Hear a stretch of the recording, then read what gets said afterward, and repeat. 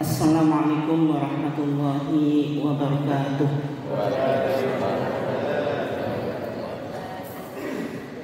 Innal hamdalillah nahmaduhu wa nasta'inuhu wa nastaghfiruh wa na'udzu billahi min shururi anfusina wa min sayyiati a'malina. May yahdihillahu fala mudilla lahu ومن يضلل فلا هادي له. أشهد أن لا إله إلا الله وحده لا شريك له وأشهد أن محمدا عبده ورسوله. اللهم صل على نبينا محمد وعلى آله وصحبه أجمعين. أما بعد.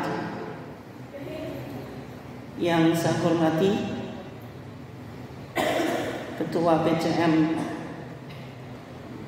Cepu dan seluruh jajarannya, kemudian Ketua Majelis Tabligh Ustaz Zainal, dan juga Takmir Masjid Al-Hikmah, bapak-bapak, ibu-ibu, saudara-saudari, adik-adik sekalian yang dimuliakan Allah.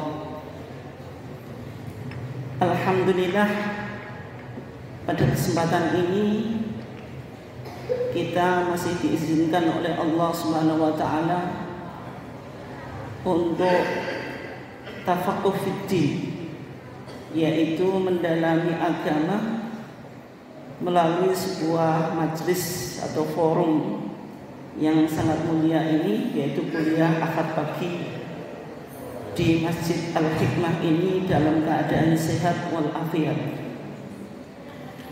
Salawat dan salam semoga kita terlimpahkan kepada junjungan kita Nabiullah Muhammad SAW, keluarganya, sahabatnya, dan seluruh orang yang mengikuti sunnahnya sampai hari kiamat. Jemaah sekalian yang dimuliakan Allah, insya Allah di dalam pagi yang cukup cerah ini, 1 jam ke depan kita akan mencoba mengkaji persoalan yang perlu kita ilmui. Karena Al-Imam Al-Bukhari di dalam kitab sahihnya itu membuat bab, membuat chapter, yang mana babnya itu dibabkan babul ilmi qabla al-qaul wal amal. Bab tentang ilmu atau pentingnya ilmu sebelum kita berbicara dan beramal. Kemudian Al-Imam Al-Bukhari beristidlal atau menjadikan dalil dari babnya ini berdasarkan firman Allah, wa'lam annahu la ilaha illallah. Wa'lam, ketahuilah, maksudnya apa? Ilmuilah, la ilaha illallah. Jadi orang disuruh mengucapkan kalimat tauhid, yaitu apa?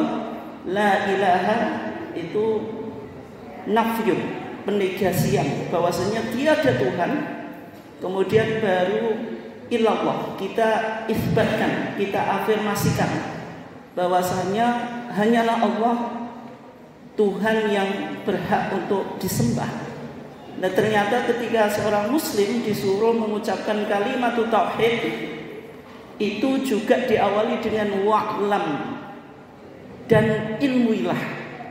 Ini menunjukkan betapa pentingnya ilmu, sehingga ilmu itu menjadi landasan di dalam kita beramal dan beragama ini. Dalam konteks ini, maka topik yang akan kita kaji yaitu tentang fikih muktamar menurut tarjih Muhammadiyah. Jamaah sekalian yang dimuliakan Allah, kalau kita lihat baik melalui medsos maupun secara langsung ya, bahwasanya jamiah kita atau persyarikatan kita akan melakukan muktamar ke-48 yang akan dilaksanakan di kota mana Pak atau Bu? Surakarta atau Solo. Insya Allah akan berlangsung tanggal 23 sampai 25 Rabiul Awal 1444 Hijriah atau bertepatan tanggal 18 sampai 20 November 2022 Masehi. Artinya minggu depan ini seluruh warga Muhammadiyah meskipun tidak menjadi peserta muktamar. Jenengan jadi peserta atau penggembira Pak atau Bu? Nah, penggembira Bu. Alhamdulillah kita gak jadi peserta gak apa-apa. Sing penting seneng niku wong penggembira. Nek gak seneng yo seneng no itu. Nah, kita akan menjadi penggembira memeriahkan muktamar itu. Nah, sehingga sebelum nanti kita mendatangi kota Solo atau Surakarta, saya yakin PCM Cepu juga sudah membentuk kepanitiaan Pak ya.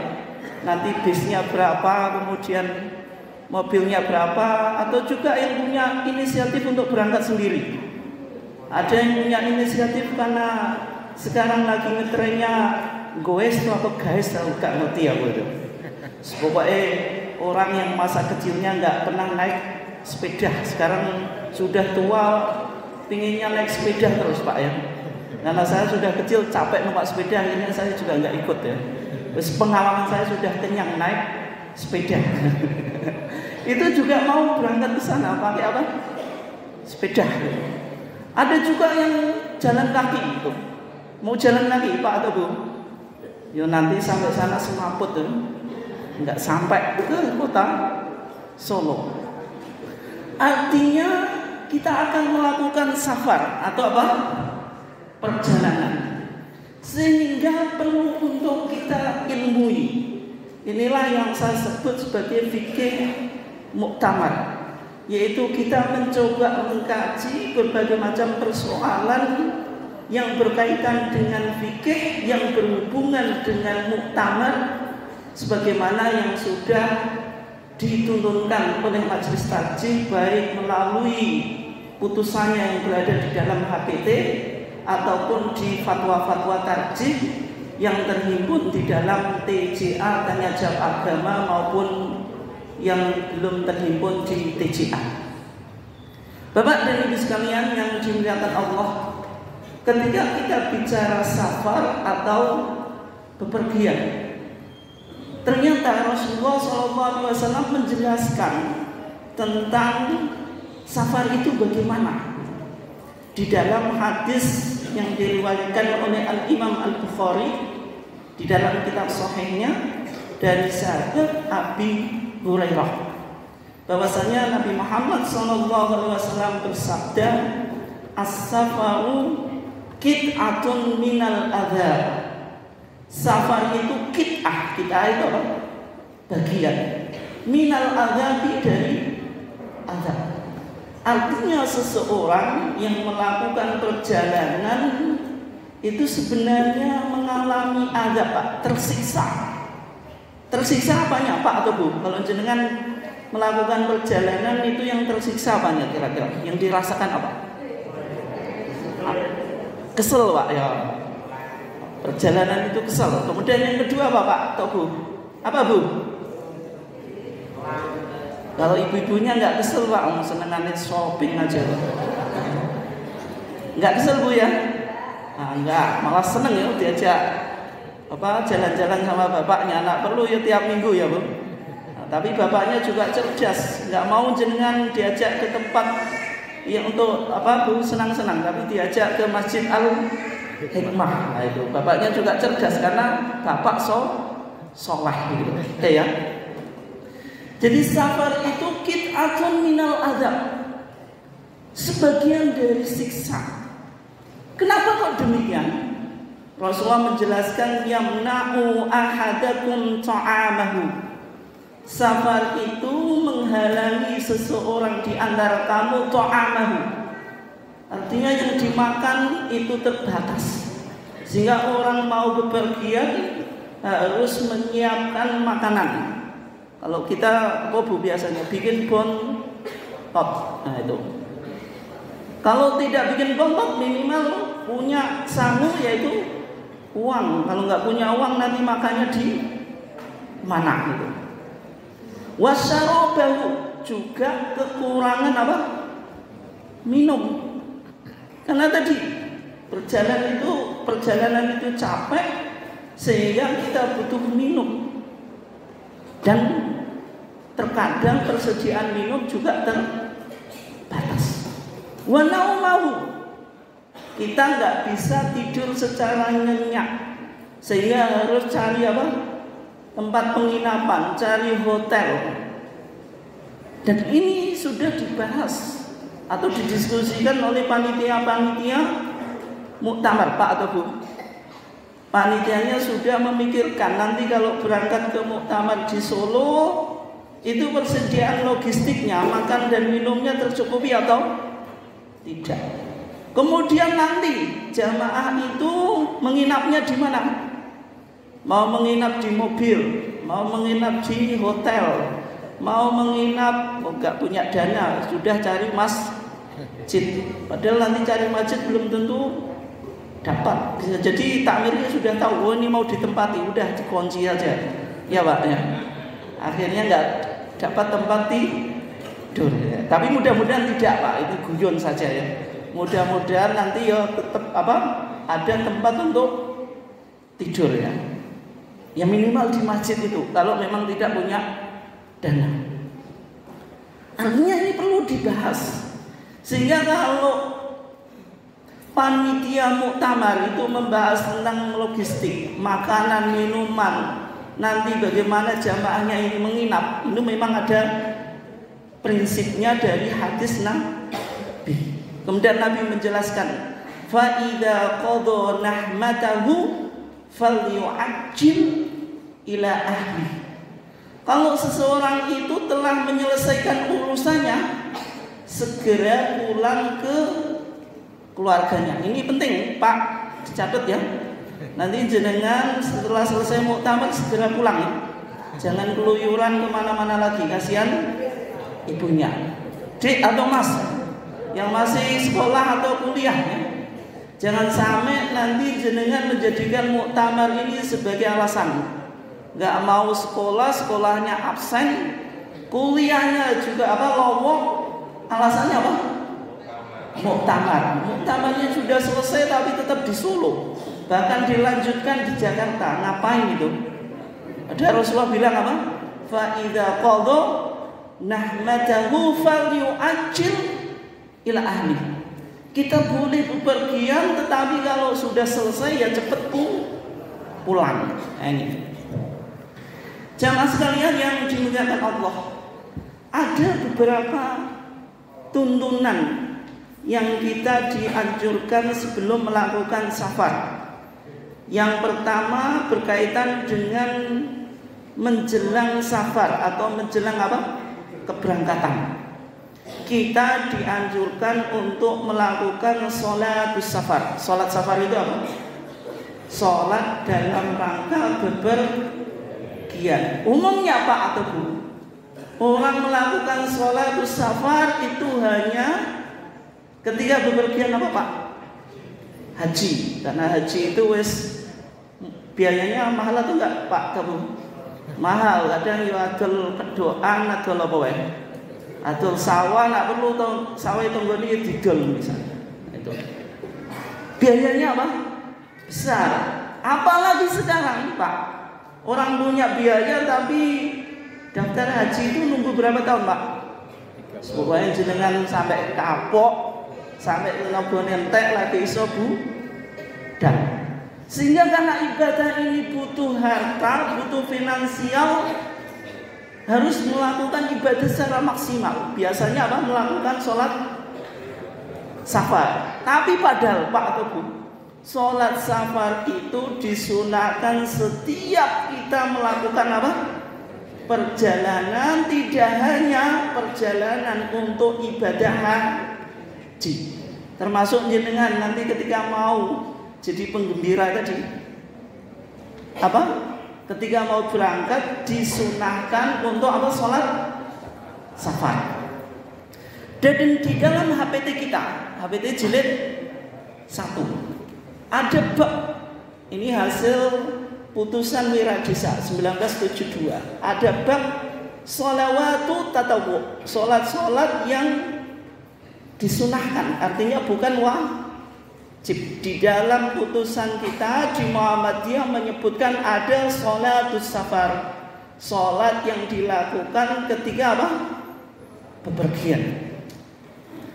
Ketika kita mau melakukan sholat safar, maka sholat safar itu dilakukan ketika kita hendak bepergian, yaitu dilakukan di rumah. Jumlah rakaatnya berapa Pak atau Bu?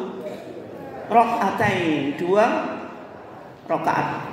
Di dalam HPT kita itu mengutip hadis Mut'im. Tapi kalau jenengan lihat di kitab Al-Adhkar yang ditulis oleh Imam siapa Pak? Imam siapa? Al-Adhkar? Imam Samudra atau Imam Boncol? Imam Nawawi.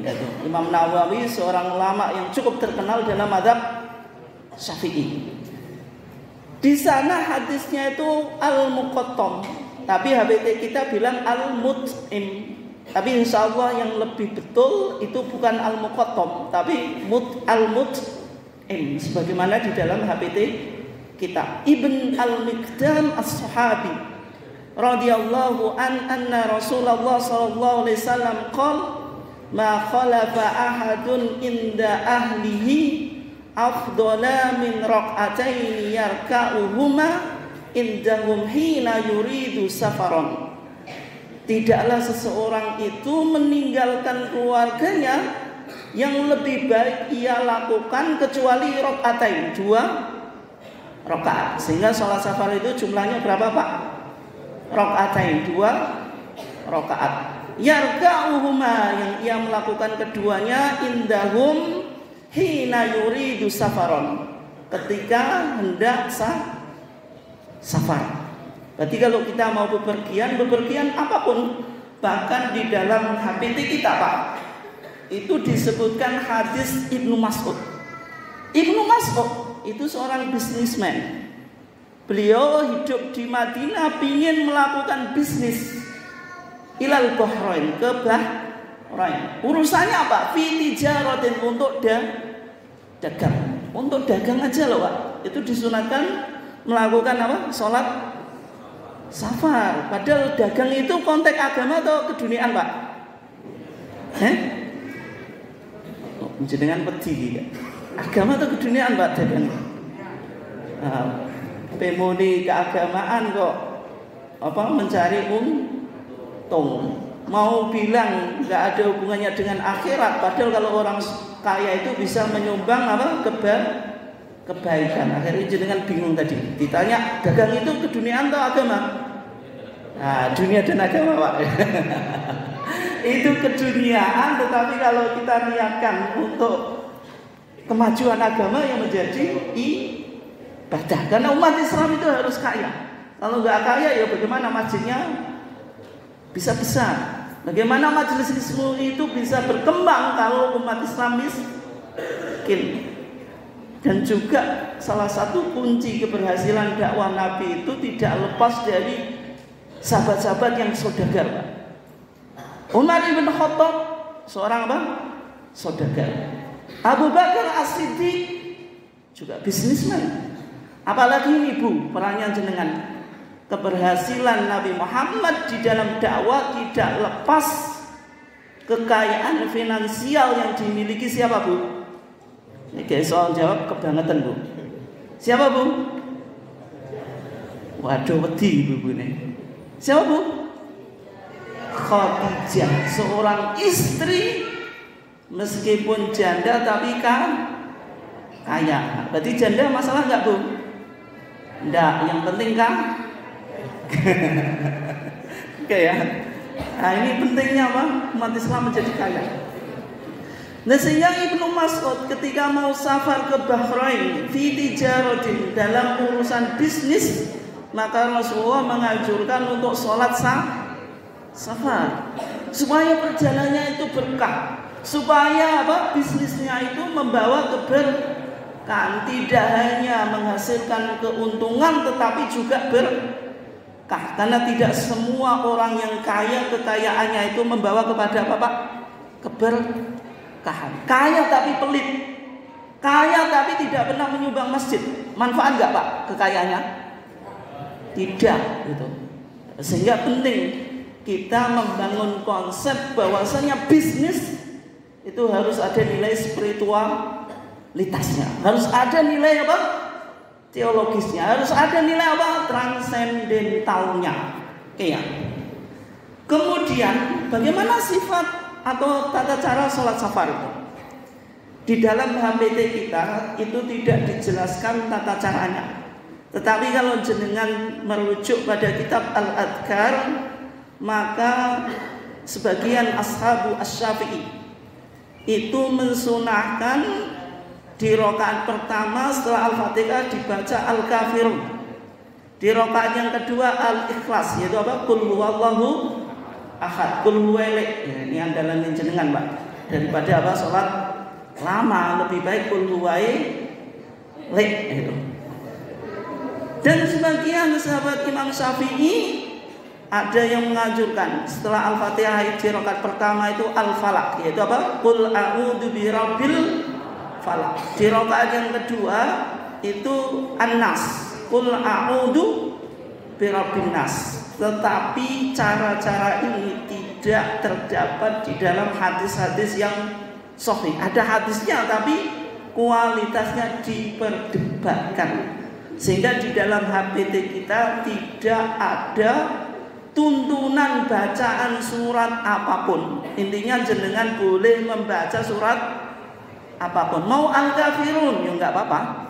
Mau Al-Ikhlas ya enggak apa-apa. Yang penting sholatnya berapa tadi? 2 rakaat. Oke. Dan juga sholat safar itu kita lakukan ketika kita sudah pulang dari bepergian, Pak atau Bu. Kalau tadi mau apa? Bepergian. Nah sekarang itu ketika kita mau pulang loh. Artinya belum sampai di rumah. Nah, kalau belum sampai di rumah, sholatnya di mana Pak atau Bu? Di mana? Di masjid. Di masjid. Berarti sholatnya di masjid, cari masjid yang kira-kira memungkinkan untuk melakukan sholat safar. Ketika kita pulang, sholatnya berapa? Rakaatain, 2 rakaat sebagaimana yang kita akan lakukan sebelum apa? Safar. Ini berdasarkan hadis muttafaqun alaih. Kalau hadis muttafaqun alaih itu riwayat siapa Pak atau Bu? Al-Imam Al-Bukhari dan Muslim. Tingkatan hadis yang paling tinggi itu adalah apa? Muttafaqun alaih. Berdasarkan hadis Jabir ibn Abdullah. Kata Jabir ibn Abdullah, kuntu ma'a Rasulillah sallallahu alaihi wasallam fi safarin. Saya pernah melakukan perjalanan bersama Rasulullah. Falamma qadimnal Madinata, tatkala Rasulullah sudah sampai kota Madinah. Kota Madinah itu mana Pak atau Bu? Di mana Pak atau Bu?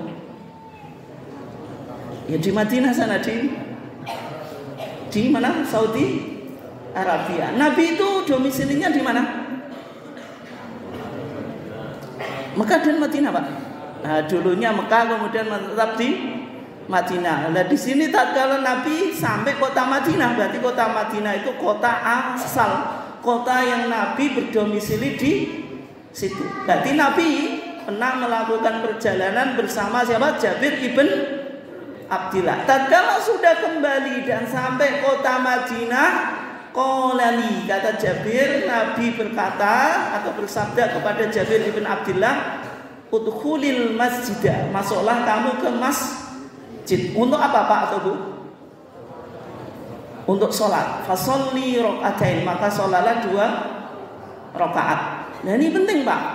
Kalau jenengan mau menjadikan nuansa safar itu sangat religius dan punya dasar atau argumentasinya dari syariah, lakukanlah apa? Sholat safar. Soalnya banyak travel supaya memberi kesan pada jamaahnya Pak atau Bu, membikin apa? Ritual-ritual yang ternyata tidak ditemukan apa? Dasarnya. Ziarah ke wali sini nanti sama dengan haji. Ada dasarnya Pak? Enggak ada. Supaya apa? Menarik jamaah. Nah kalau jenengan punya travel, bimbinglah jamaahnya jenengan untuk melakukan sholat safar.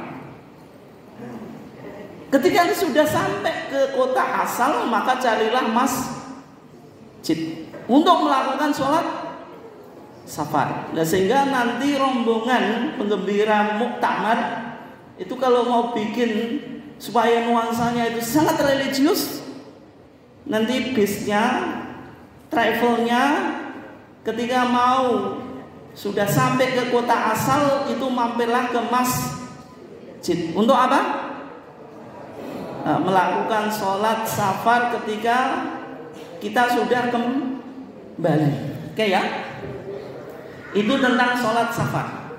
Kemudian berikutnya Pak atau Bu, ketika kita mau bepergian, kita dianjurkan atau disunahkan untuk wadaan. Wadaan itu apa? Berpamitan. Ini penting Pak atau Bu, terutama bapaknya itu. Nanti jenengan ketika bepergian apapun Pak, itu minimal itu apa? Pamit pada istri. Jangan sampai nanti safar tanpa pamit pada istri. Apalagi nggak pulang-pulang Pak. Jenengan mangkel nggak Bu kalau ada bapaknya pamitnya muktamar tapi gak teko-teko Bu? Yes Bu, umai dikunci wae. Bapaknya joleh melbu ya, naik semula ya. Atau adik-adiknya nih nanti pamit pada orang tuanya, bilangnya Pak saya mau ikut muktamar. Selesai muktamar nggak sampai rumah, malah pindah ke kota yang lain, ke Jogja, kemudian kemana? Jakarta dan sebagainya. Nah itu jadi masalah. Sehingga orang mau safar itu disunahkan untuk apa? Wadaan, berpamitan. Fungsinya apa? Atau faedahnya apa Pak atau Bu? Sehingga ketika terjadi apapun di dalam perjalanan itu jenengan mudah diketahui. Misalnya ada seorang yang mengalami kecelakaan, di jalan tidak bawa KTP, kemudian juga keluarganya ditanya, gitu. Dulu dia pergi kemana? Istrinya nggak tahu. Karena apa? Waktu bepergian tanpa pamitan. Akhirnya repot. Nah, sehingga tuntunan Islam ketika seseorang mau safar dianjurkan untuk apa tadi? Untuk wadaan, untuk berpamitan.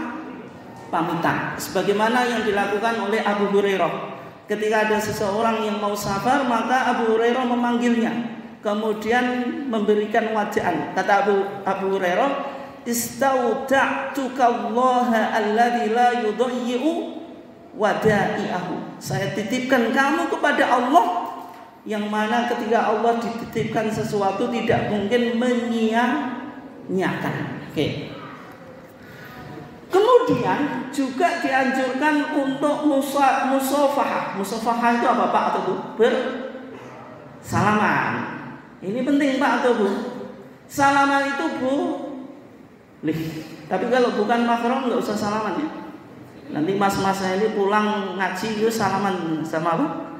Sama ceweknya. Jadi masalah Mas, nggak boleh ya. Nah, tapi kalau sama ibunya boleh. Suami istri boleh. Karena bersalaman itu bagian dari tradisi agama, itu punya dasar. Nabi mengatakan apa? Tasofahu, saling bersalamanlah kamu. Yadhabil ghillu, kedengkian itu akan hilang. Sehingga kalau orang damai, habis apa? Berselisih, habis apa? Berkelahi, itu biasanya apa Pak? Salaman. Kalau sudah salaman menunjukkan apa? Kedamaian. Menunjukkan kebencian itu berkurang. Makanya Pak, kalau jenengan punya masalah sama ibunya, ajak salaman aja. Bu, gak ngesaopai. Terus kali napa Pak? Tangannya diacung no. Jenengan terima napa mboten, Bu? Itu tempel ibu ya. Gak butuh Pak. Tapi tadi Pak, salaman itu anjuran agama. Karena dengan kita bersalaman itu kedengkian hilang. Kemudian juga dianjurkan mengucapkan Assalamualaikum warahmatullahi wabarakatuh. Sehingga kalau kita mau safar tadi wadaan, bersalaman kemudian mengucapkan salam. Pak atau Bu, kalau jenengan punya anak yang kuliah di luar kota, mau pamitan pergi ke kampusnya, pakai salaman, jenengan antarkan, kemudian mau naik apa? Bis, kemudian mengucapkan Assalamualaikum kepada jenengan ayem atau enggak Pak? Secara psikologi, secara batin ayem enggak Bu? Ayem. Tapi kalau ada seorang anak mau berangkat ke kampus enggak salaman, juga enggak salam kepada orang tuanya, yus kelincing ya, podo karo dolanan biasa, yus gak izin. Kira-kira mangkel atau enggak Bu?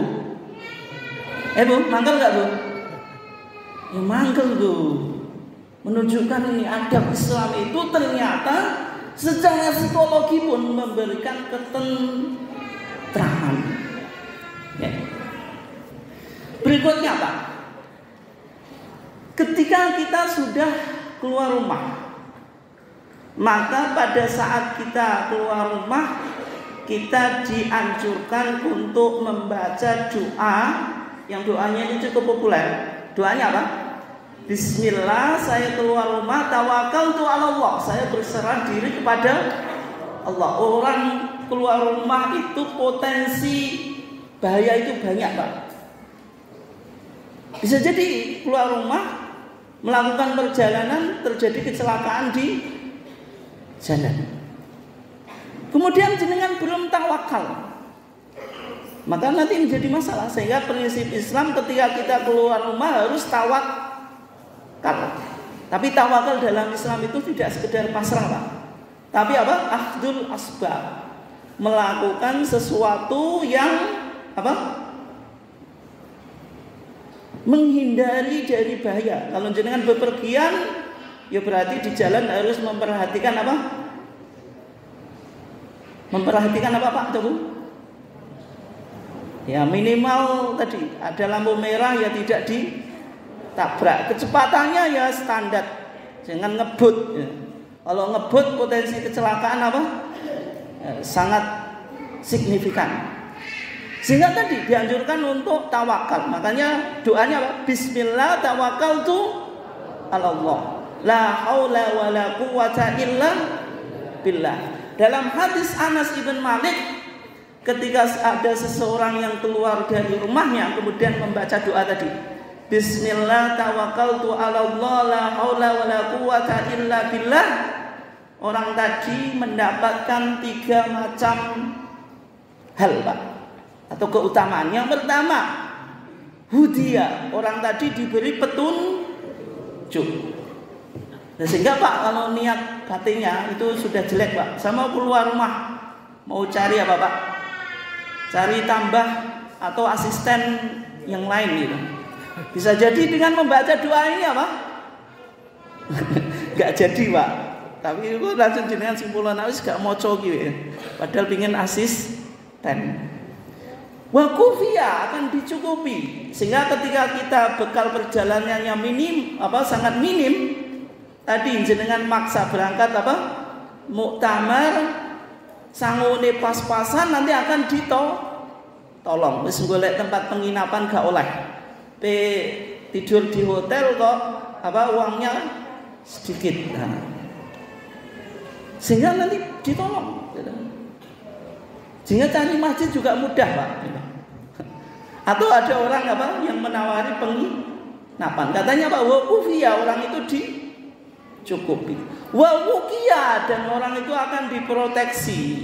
Bisa jadi terhindar dari kecelakaan atau bahaya-bahaya yang lain. Dan setan itu akan berkata kepada temannya, bagaimana engkau mau mengganggu orang itu, padahal orang itu qad hudiya, telah diberi hidayah. Wa kufiya, dan telah dicukupi. Wa wukiya, dan sudah diproteksi.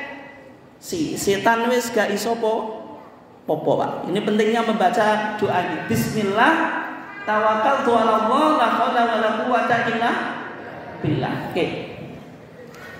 Ketika kita sudah di dalam perjalanan, Pak, maka kita disunahkan untuk duduk sesuai tempat duduk kita. Nah, sehingga nanti kalau panitia muktamar itu sudah membuat kriteria yang bisa duduk di bangku awal itu peserta yang mendaftar paling awal. Kalau jenengan keri, saiki wis daftar kabeh to, Bung? Dereng, Bu? Nak dereng konsekuensine ning guri dhewe, Bu. Aku gak gelem ning guri, aku wis melok kok. Akhirnya merebut tempat duduk temannya yang sudah daftar duluan. Angsal apa mboten, Bu? Mboten angsal. Ini ketika sudah di perjalanan. Dan kita juga dianjurkan untuk membaca doa. Doanya ini cukup populer juga, Pak. Apa doanya? Subhanalladzi sakhkhara lana hadza wa ma kunna lahu mukrinin wa inna ila rabbina lamunqalibun. Ini doanya ya. Yaitu kendaraan apapun yang kita naiki. Baik sepeda motor, mobil, bis, kereta api, kemudian pesawat, dan semuanya doanya sama. Apa? Subhanalladzi sakhkhara lana hadza wa ma kunna lahu mukrinin wa inna ila rabbina lamunqalibun. Kemudian ketika kita sudah di dalam perjalanan, Pak, intinya orang Islam itu bersenang-senang, refreshing. Itu boleh atau enggak, Pak? Boleh. Melakukan perjalanan boleh atau enggak? Boleh. Ada dasarnya, Pak. Jenengan seneng rekreasi, seneng refreshing, wis njowe travel bareng. Takoki dasare ada enggak, Pak? Ada enggak, Pak? Ada enggak? Ada.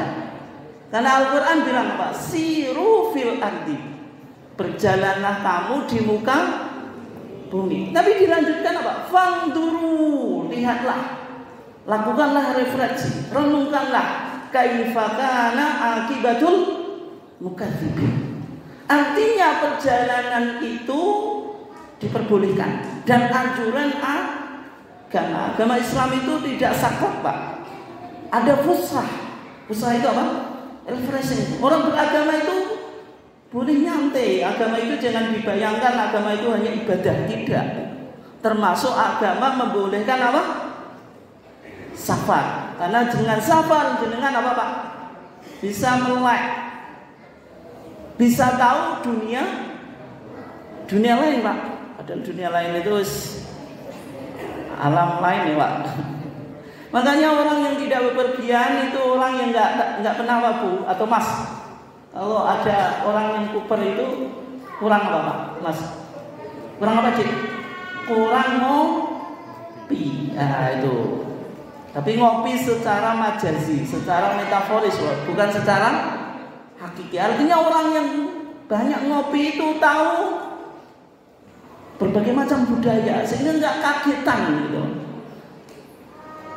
Karena di setiap tempat, setiap negara itu punya adat dan tradisi yang berbeda-beda. Nabi nanjenengan tradisi ini cuma cepu saja, Pak, tebu emas. Wis gak tau ngopi. Roh enek sing beda saithik wis gawok. Ki wong piye iki jek wong kok gak. Padahal dhewe sing gak tau ngopi. Aduh. Nah, sehingga tadi Al-Quran menjelaskan bahwasanya safar itu penting. Siru fil ardi. Siru itu fi'il apa Pak? Apa Mas? Saro yang siru sir-siran. Nah itu jadi masalah Mas. Jenengan seleweng terus ya. Saro yang siru apa? Sir-siran lagi. Siru itu apa? Fi'il amri atau fi'il amri, kata kerja perintah, menunjukkan apa? Perintah. Padahal perintah itu apa? Hukum asalnya wajib. Tapi tadi dulu ketika kita melakukan perjalanan disuruh meneliti, disuruh melihat, disuruh belajar. Sehingga yang kita lakukan di dalam perjalanan itu hal-hal yang positif. Ya diantaranya berpikir. Semakin kita tahu apa kebesaran Allah atau tanda-tanda kebesaran Allah. Jenengan ke Mesir, lihat Sungai Nil. Kok ada ya sungai panjang ini? Berarti jenengan apa? Mengingat kebesaran Allah. Kemudian kemana Pak? Atau pokoknya tempat-tempat wisata yang menakjubkan. Kemudian bisa juga dimanfaatkan untuk qiraatul Quran atau tilawatul Quran, membaca Al-Quran. Kalau jenengan di negara Arab Pak, musim Ramadan orang bawa Al-Quran itu biasa di tempat umum, di transportasi umum atau kendaraan umum, naik bis banyak orang baca Quran atau bawa mushaf itu. Naik kereta api banyak yang bawa mushaf karena memanfaatkan momentum bulan Ramadan untuk melakukan interaksi yang maksimal terhadap Al-Quran. Tapi bacanya bukan kuras Pak atau Bu. Kalau di negara kita ini kan belum menjadi tradisi Pak ya. Orang bawa Quran ketika safar, naik bis bawa Quran. Nanti tetangga sebelah tanya, awakmu kok soleh tenan? Nah itu. Padahal namanya orang Islam itu ya dituntut untuk soleh. Orang soleh itu nggak perlu disoal. Kalau ada yang di samping bangku kita lagi nyopet itu jenengan perlu tegur Pak. Tapi wani atau enggak Pak? Kalau orang baca Quran ditegur, kalau orang nyopet dibiani. Kemudian bisa juga membaca buku. Ini yang kita saksikan di negara-negara barat itu. Bahwasanya membaca buku itu penting. Kalau di negara Islam orang baca buku itu jarang ya. Jenengan dicek rumahnya itu ada berapa judul buku. Kadang ya blas gak enak. Adanya Quran, tapi Qurannya sudah robek ditaruh di almari. Dibaca enggak Mas? Enggak. Weden tikus, bukan dibuat weden tikus Mas. Makan tikus malah itu. Berikutnya, ketika kita safar dalam melaksanakan sholat wajib ada rukhsah, yaitu dengan jamak dan qasar. Berarti boleh melakukan sholat jamak dan sholat qasar. Sholatul jam'i, sholat jamak itu apa Pak? Al-jam'u itu artinya mengumpulkan. Maksudnya mengumpulkan dua sholat di satu waktu. Mas, yang sholat boleh di jamak itu sholat apa Mas? Zuhur dan asar, terus apa? Maghrib dan isya, subuh dan tidak boleh subuh.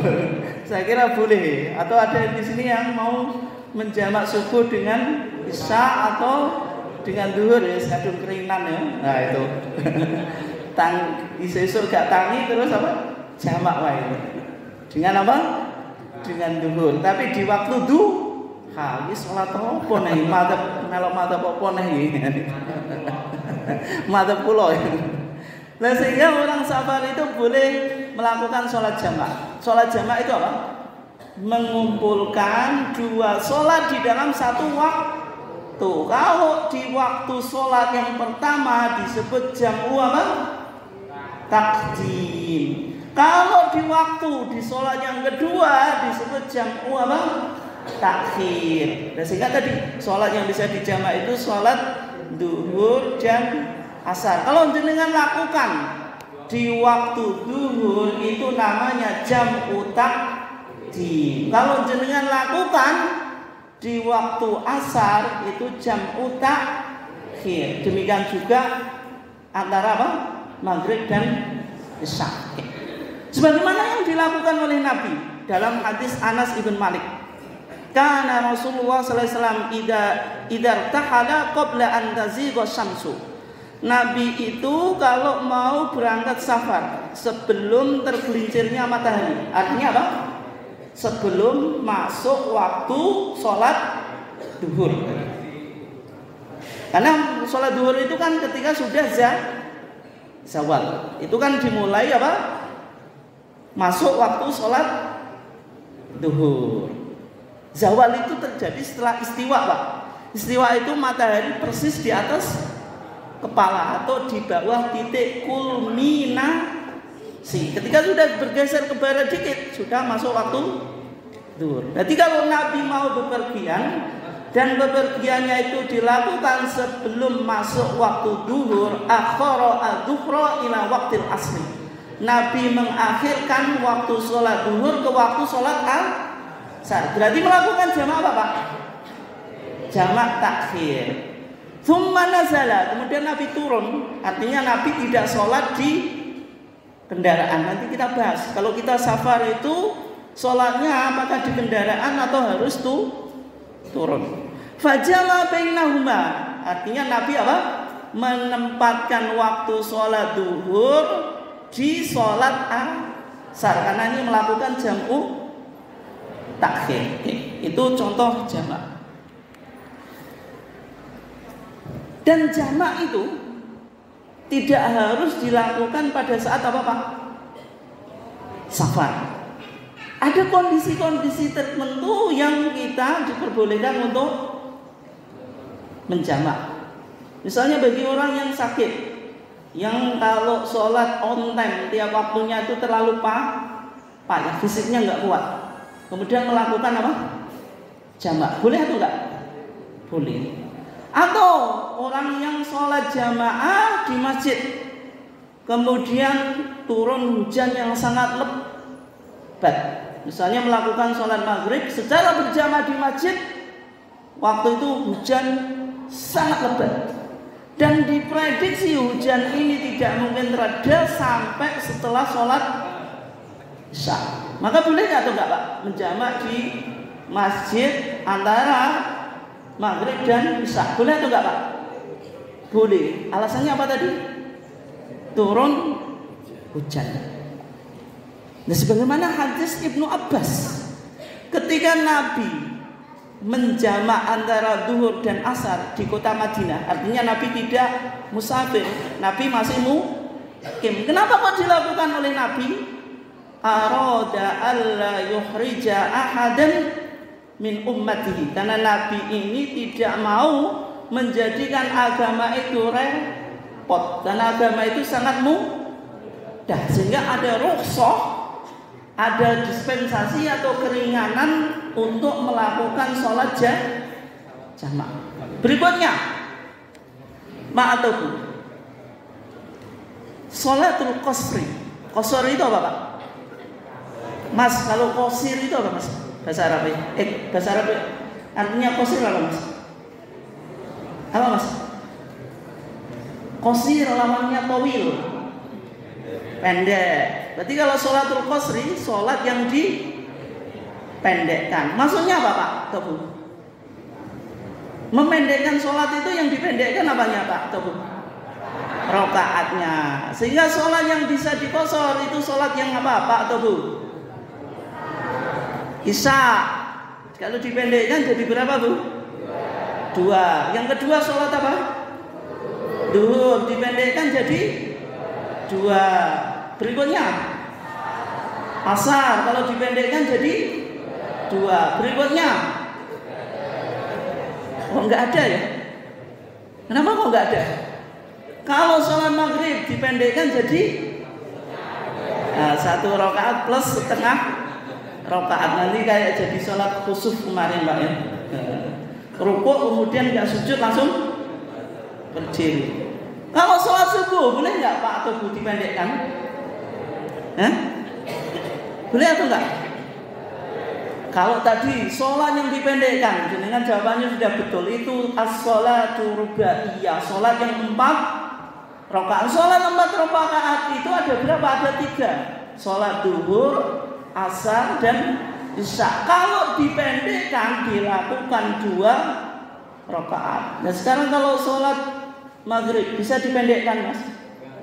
Nggak bisa, karena konsekuensinya 1 rakaat plus setengah, nggak bisa Mas. Jadi kalau maghrib ya tetap 3 rakaat. Nah subuh bisa nggak Pak atau Bu? 2 dipendekkan jadi 1. Kenapa 1 nggak bisa? Nah jenengan bisa jawab, hebat ya. Kenapa 1 nggak bisa Pak atau Bu?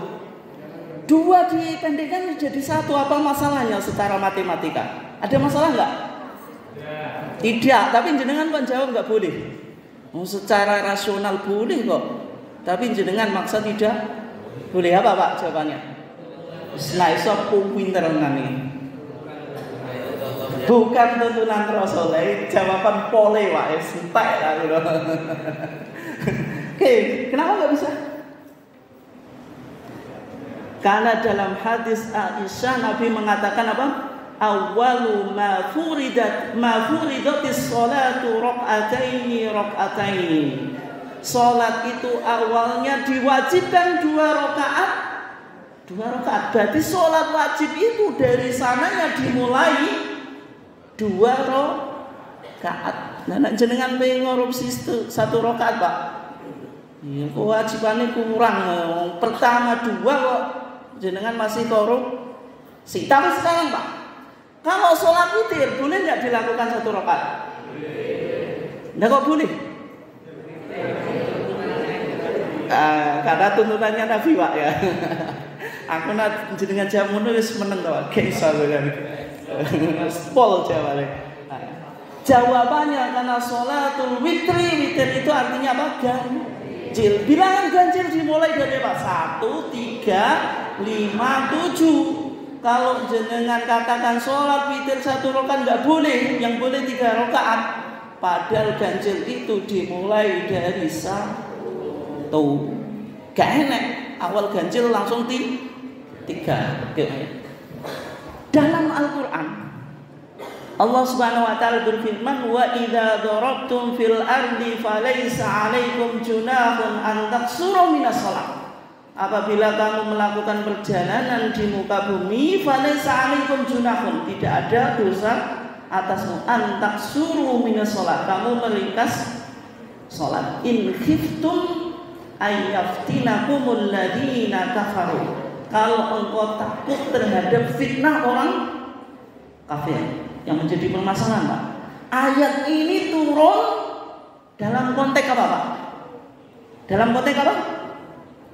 Peperangan. Karena ayat berikutnya apa dijelaskan, in khiftum, jika kamu takut ayyaftinakumul ladina kafaru, ada fitnah, ada serangan terhadap dari orang kafir. Kalau kita sekarang sudah konteks aman, stabilitas nasional terjaga, masih dianjurkan untuk qasar atau enggak Pak? Masih enggak? Masih enggak Pak?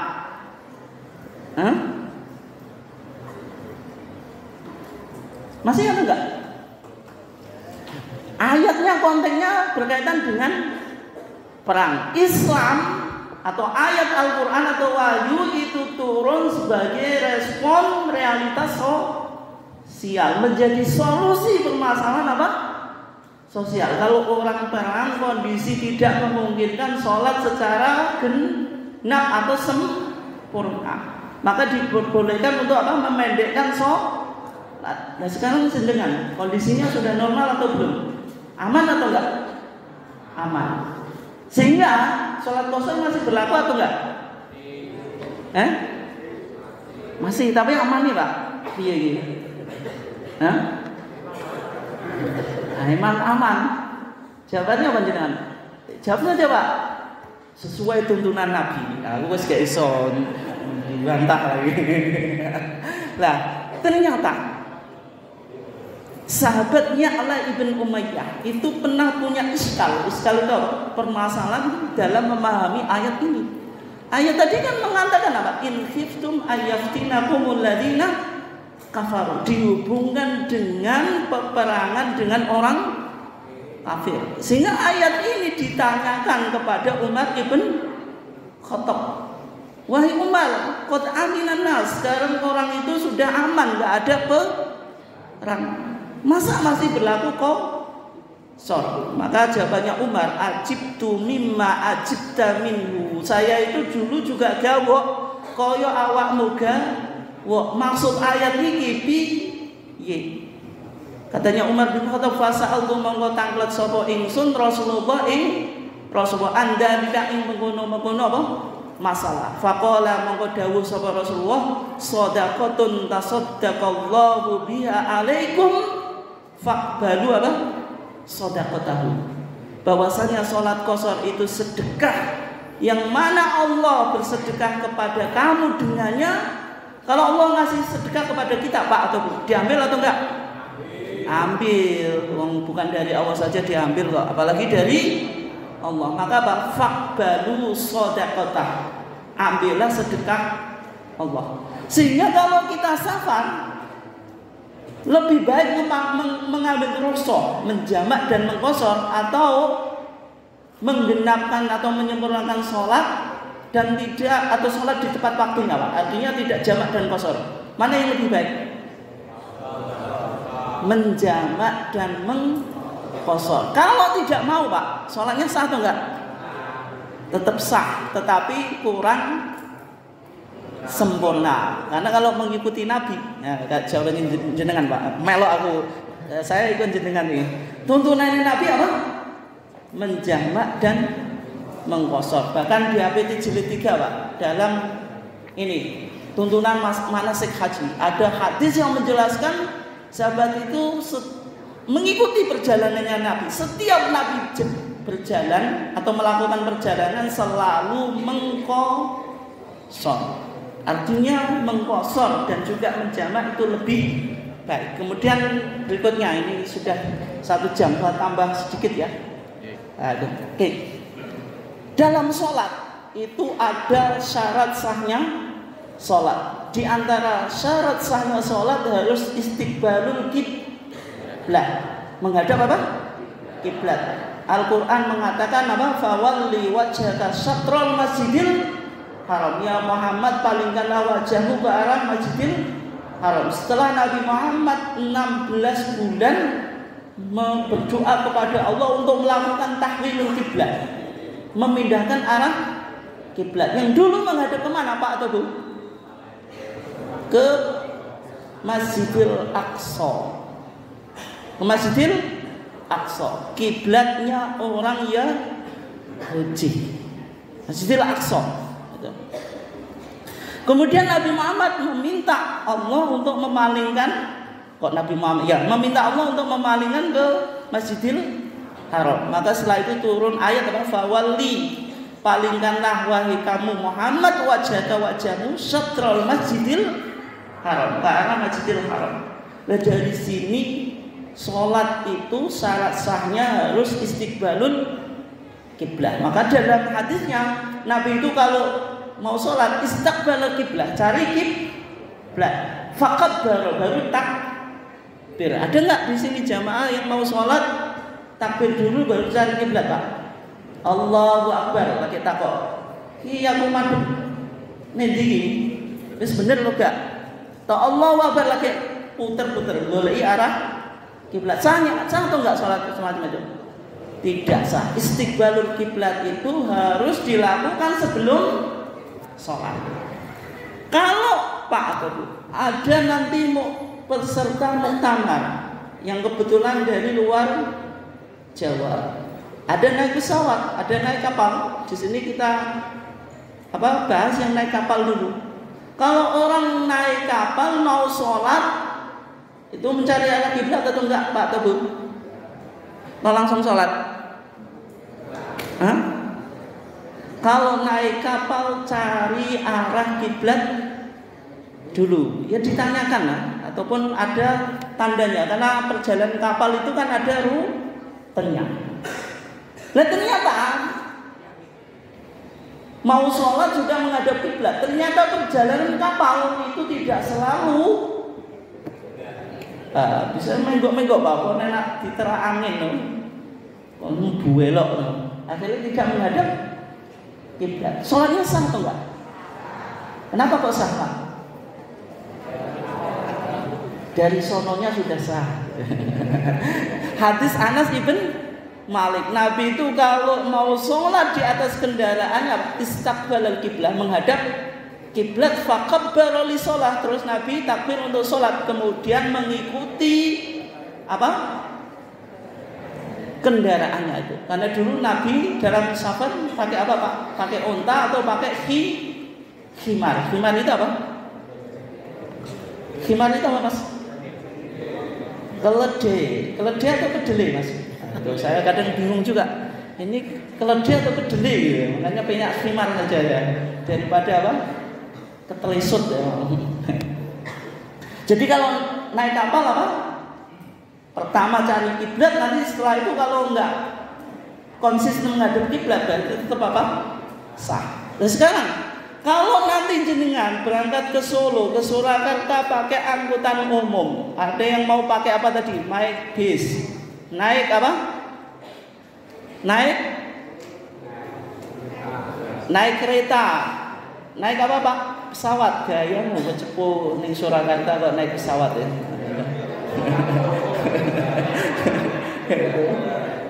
Cepu pernah bandara Pak. Oh sudah bandara ya. Pantesan aku diprotes ya. Nah, itu kalau pakai angkutan umum itu sholatnya harus menghadap kiblat atau tidak? Menghadap kiblat tuh. Jangan mau ke Jakarta naik kereta api, kebetulan kursinya itu menghadap ke timur. Apakah maksa sholat? Mau sholat akhirnya apa? Sing ngarepe dikei bopong. Mau sholat ya. Akhirnya sing ngarepe godheg-godheg iki matape opo ki wong iki. Apakah semacam itu atau sholat sesuai dengan bangkunya? Sesuai dengan bangkunya, meskipun tidak menghadap kiblat. Kenapa?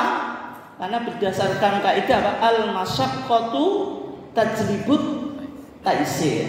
Sesuatu yang susah itu mendatangkan kemudahan. Prinsip syariat Islam ada prinsip yang namanya the easiness, kemudahan. Karena Allah berfirman bagaimana? Wa ma ja'ala 'alaikum fid dini min haraj.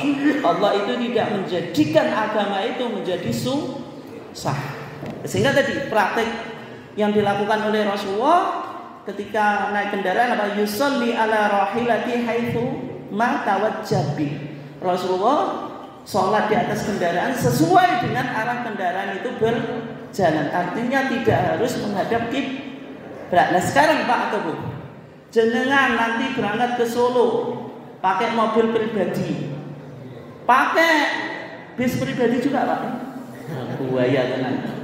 Atau bukan pribadi tadi, rombongan. Kalau rombongan berarti supirnya bisa diatur atau enggak? Bisa. Kalau enggak diatur copot wae Pak. Ini semedun wae gak usah jadi supir. Kebetulan gak ada sing nyupir wis ning tengah dalan. Ya repot. Gak sido mlaku. Artinya kalau kendaraan itu pribadi atau kita menyewa atau tadi sudah dibentuk kepanitiaan, artinya kita memiliki otoritas untuk mengatur supir. Itu kalau mau sholat tetap maksa sholat di bis, di elok atau di mobil atau cari tempat sholat Pak, masjid atau musola. Cari tempat sholat. Menghadap kiblat atau enggak? Menghadap kiblat terus teko masjid kok cek maksa gak gelem madhep kiblat, ya aneh-aneh. Sehingga tadi harus menghadap kiblat dan berhenti, bukan sholat di kendaraan. Kenapa? Karena kendaraan itu milik kita atau kita yang menyewa, sehingga kita bisa mengkondisikan pir itu. Tapi nak waktunya sudah mepet Pak, mau naik pesawat terbang, mau ke bandara, waktunya sudah mepet. Kalau nanti mampir ke masjid, ya sudah, tiket kita hangus. Boleh nggak sholat di mobil meskipun mobilnya pribadi? Boleh semacam. Oke ya.